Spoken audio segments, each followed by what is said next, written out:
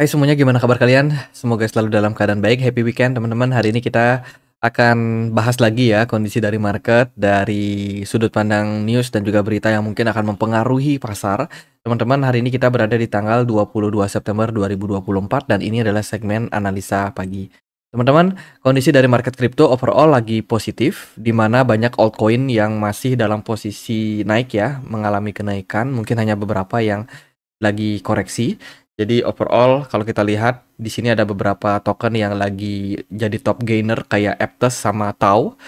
Namun beberapa yang lain juga lumayan ada kenaikan sekitar 3-2% gitu, teman-teman. Kondisi dari market crypto lumayan stabil, netral, berada di posisi 54 dilihat dari Fear and Greed Index dari Bitcoin-nya sendiri. Artinya sentimen dari pasar lagi dalam posisi yang tidak terlalu bagus tapi tidak ada FUD yang terlalu parah juga teman-teman. Jadi stabil lah. Kemudian juga kalau kita lihat dari kondisi Bitcoin juga steady bertahan di kisaran 63.100-an something dalam beberapa hari terakhir. Besok kita akan dapat closing time frame weekly, jadi sangat-sangat penting untuk perdagangan hari ini seperti apa. Bitcoin dominance-nya sudah turun sekitar 1%. Ini memberikan peluang untuk altcoin mengalami sedikit kenaikan. Oke teman-teman, langsung aja kita akan mulai pembahasan kita dari kalender ekonomi. Karena hari ini hari Minggu, jadi nggak ada berita, kita akan lihat ya, kita akan review sedikit tentang berita-berita yang akan kita temukan di minggu depan, mingguan ke depan.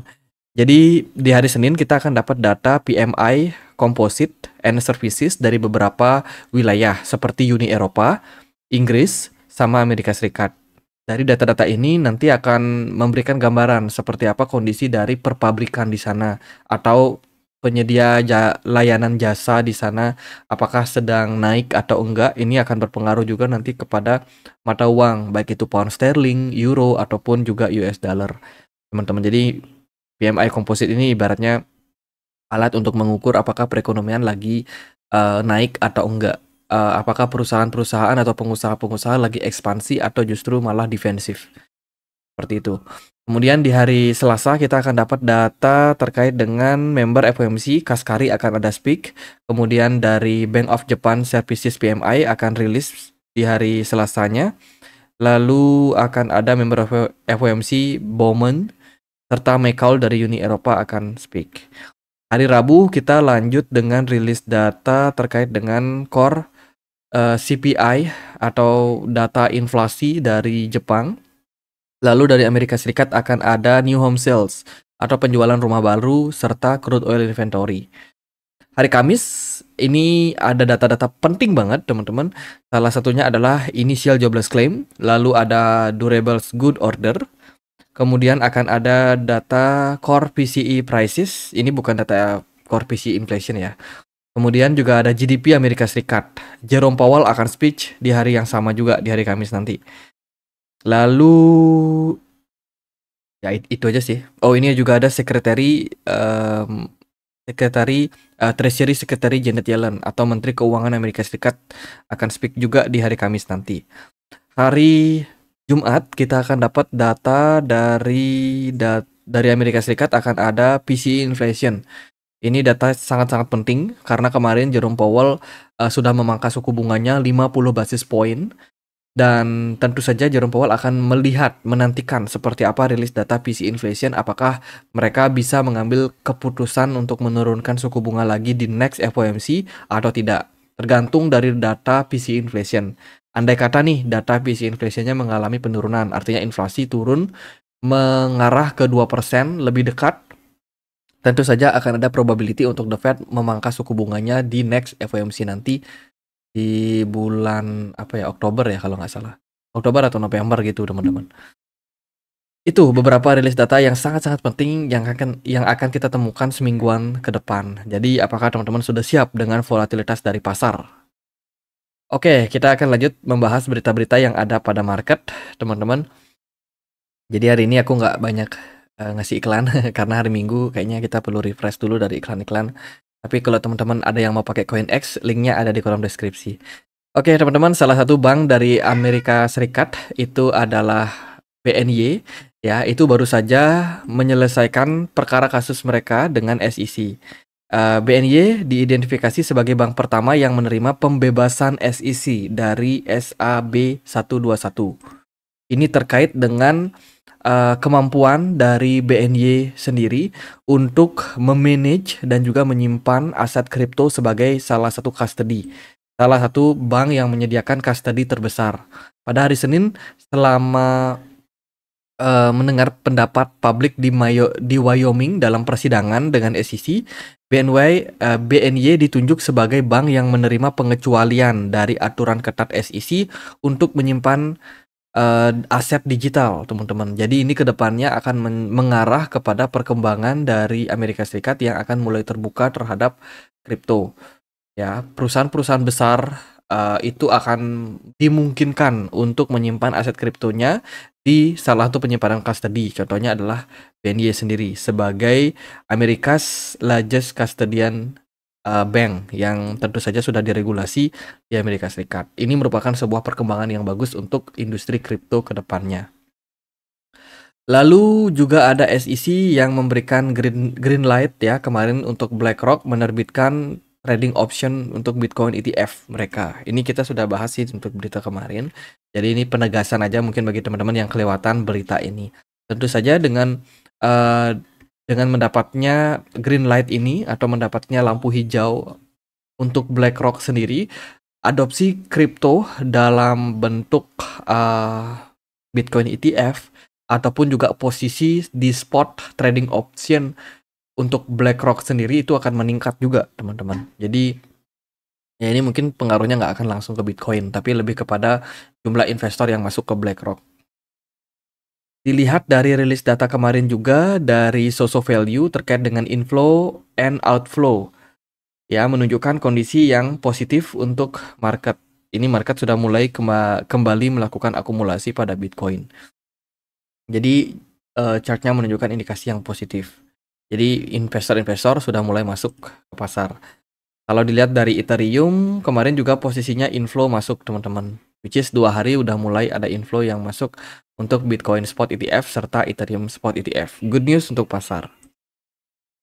Nah, ini ada berita tentang penggunaan dari Bitcoin yang dilakukan oleh El Salvador. Sayang sekali bahasanya Mandarin ya. Kita perlu untuk translate. Jadi menurut informasi Kementerian Luar Negeri El Salvador, perusahaan kopi Amerika Serikat Kompas Coffee itu menyelesaikan pembelian internasional kopi dengan El Salvador menggunakan Bitcoin. George Cruz yang menjadi wakil El Salvador dalam transaksi tersebut menjelaskan bahwa ia menerima pembayaran dalam waktu kurang dari 10 menit. Sehingga tidak memerlukan perantara atau transaksi apapun, sehingga tidak memerlukan perantara dalam transaksi tersebut. Jadi sudah ada investasi yang dilakukan oleh salah satu perusahaan dari Amerika Serikat yang membeli kopi di El Salvador menggunakan Bitcoin. Bentuk nyata use case dari Bitcoin. Sudah semakin banyak yang pakai. Lalu ada tweet dari Arthur Hayes. Ini adalah co-founder dari BitMEX, salah satu exchange ya teman-teman. Dia mengatakan bahwa baru saja Millstone Fund, salah satu perusahaan fund family ya, family office fund, itu mengurangi posisinya di Pendle. Bahkan setelah pengurangan tersebut, posisi masih menjadi salah satu posisi yang terbesar. Jadi artinya adalah salah satu company, family company ini, dia keluar, teman-teman, dari Pendle, menjual beberapa asetnya, tapi masih menjadi pemilik terbesar. Itu. Dan Arthur Hayes melihat bahwa Pendle masih akan menjadi pimpinan dalam derivatif suku bunga kripto dan berencana untuk mendapatkan keuntungan dari hasil mereka. Meskipun begitu, Pendle masih dilihat sebagai salah satu aset ataupun investasi yang masih menarik menurut Arthur Hayes. Lalu juga ada berita wawancara dari Larry Fink. Ya, ini adalah CEO dari BlackRock. Saya yakin Bitcoin adalah instrumen keuangan sah yang memungkinkan Anda memperoleh jenis pengembalian yang tidak berkorelasi. Artinya tidak terkait dengan aset kelas yang lain seperti emas ataupun saham Amerika Serikat sekalipun. Teman-teman, Bitcoin dinilai sebagai aset yang independen. Ya, kalau kita lihat dari reality ya sih terpengaruh aja sih, cuman sebenarnya cuma mungkin nggak setiap waktu. Ya, jadi Bitcoin masih bakalan sangat-sangat terpengaruh dengan US dollar. Ya, meskipun tidak terlalu berkorelasi dengan gold ataupun S&P 500 atau saham Amerika Serikat, teman-teman. Lalu berita datang dari salah satu penyedia crypto lender bernama Semu yang baru saja merecover aset yang kena hack. Teman-teman, ada sekitar 5 juta aset yang di-stole atau yang dicuri ya oleh hacker, dan dikabarkan dari Semu sendiri dia sudah melakukan recover sekitar 4,9 juta ya, yang mana ini menunjukkan bahwa platform ini sangat-sangat bagus, teman-teman, sangat-sangat bagus, berani bertanggung jawab atas kerugian para investor. Itu jadi Sesmu. Dari berita yang lain, ada upgrade dilakukan oleh Kaspa. Kaspa akan upgrade jaringannya bernama KRC20. Jadi kalau kita lihat dari translate-nya, pertukaran asli Kaspa bekerja dengan sempurna dengan volume perdagangan yang meningkat. Pengguna dapat membeli dan menjual kas di USDT. Oh, ini adalah jaringan untuk mendukung transaksi USDT di jaringan Kaspa. Ya, ini juga bisa menjadi jembatan untuk USDC, Ethereum, dan juga Bitcoin ke depannya. Oke, ini berita upgrade dari Kaspa yang which is bagus. Ya itu sih beberapa berita yang ada di hari Minggu ini, nggak terlalu gimana-gimana ya. Bitcoin akan mendapatkan closing time frame weekly besok guys, jam 7 pagi ya. Jadi bakalan sangat-sangat penting. Overall sih kalau kita melihat dari perjuangan market seminggu terakhir bagus, positif. Dimana Bitcoin closing time frame weekly sebelumnya itu positif. Jika besok Bitcoin bisa closing dengan kondisi positif lagi, yaitu di kisaran level atau di atas level 62 ribuan something, ini merupakan sebuah indikasi yang bagus untuk pasar. Apalagi kalau Bitcoin bisa naik ke kisaran 63.500-an something, itu akan memperkuat kondisi dari Bitcoin. Secara psikologis ini merupakan sebuah peluang untuk Bitcoin kembali ngetes ke level 70.000.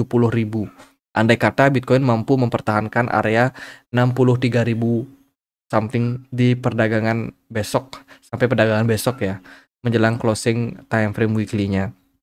Dari MACD sendiri sebenarnya masih mengisyaratkan adanya potensi koreksi pada Bitcoin, karena Bitcoin juga masih belum confirm breakout ya dari pergerakan descending broadening wedge pattern. Dari sudut pandang volume perdagangan kemarin cukup bagus, kemudian smart money-nya juga bagus di market. Jadi ini bisa menjadi salah satu indikasi bagus untuk pasar ke depannya.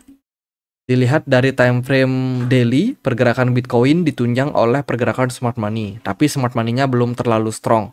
Teman-teman, mungkin setelah kenaikan ini kita akan membutuhkan beberapa koreksi pasar dulu. Ya, kemarin aku sudah sempat spill, bisa diperhatikan area 60.000 something ya, 60.400 something sebagai level-level yang cukup menarik andai kata nanti akan ada koreksi pada market. So far sih sekarang masih tetap stabil aja untuk Bitcoin. BTC dominance turun, beberapa altcoin yang bisa teman-teman pantau, ada Fat AI, ini volume smart money-nya bagus. Jadi menurut saya cukup layak untuk kalian pantau. Yang lain yang aku cek juga bagus, itu ada AAV, teman-teman. Jadi tadi Fat AI, AAV, lalu teman-teman juga boleh pantau BNB ya. BNB boleh teman-teman pantau. XRP juga bisa teman-teman pantau meskipun smart money-nya sedikit. Ya itu sih, Ethereum masih belum. Kayaknya old season ini masih belum terjadi ya, selama Ethereum ini belum terlalu menarik minat para investor untuk masuk ke sana. Tuh, jadi ya point of view saya lumayan bagus untuk Bitcoin. Semoga Bitcoin masih bisa bertahan ya di kisaran level 63 ribuan, meskipun nanti kalau ada koreksi-koreksi ya bisa jadi koreksi-koreksi ke level 60.000 itu masih terbilang ideal, masih cukup wajar. Teman-teman, dilihat dari time frame 4 jam pergerakan Bitcoin overall bagus juga ya. Bitcoin ini semestinya udah masuk ke fase koreksi. Kemarin sempat turun sampai 62 ribuan 62.300-an. Tapi akhirnya kembali balik recover. Meskipun sebenarnya di hari Minggu ini volume transaksinya nggak terlalu besar, teman-teman. Bitcoin dalam proses konsolidasi pasar. Next resistance yang bisa diperhatikan adalah di 65.000. Jadi andai kata Bitcoin bertahan di kisaran 63.000 akan ada probability untuk market bisa rally kembali naik ke 65.000. Bisa juga sampai ke 70.000, tergantung situasi dari pasar. Itu sih, jadi intinya adalah di posisi sekarang, waspadai adanya potensi koreksi ke 60.000 dengan potensi terbaik kalau seandainya market cukup bergairah di hari Minggu ini bisa jadi 65.000 sebagai next target untuk Bitcoin. Jadi gitu aja buat update kali ini, semoga videonya bisa bermanfaat teman-teman, dan bila mana ada pertanyaan lain, ada koin lain buat dibahas, teman-teman bisa langsung tulis di kolom komentar channel YouTube ini. Oh ya, kita juga punya komunitas diskusi di Telegram. Teman-teman, tempat aku untuk berbagi informasi ya di sini. Teman-teman juga bisa sharing banyak hal di sini, seperti data-data perekonomian. Kemudian buat yang garap airdrop, teman-teman juga bisa join ya di komunitas airdrop kita di seputar airdrop. Nanti linknya aku sertakan juga di kolom deskripsi video ini. Tuh, jadi ini udah sharing nih, katanya dapat cuan dari hamster. Wah, aku dapat 3.200 hamster. Semoga ini JP ya teman-teman. Jadi sekian aja, semoga bisa bermanfaat. Akhir kata saya Andri, makasih.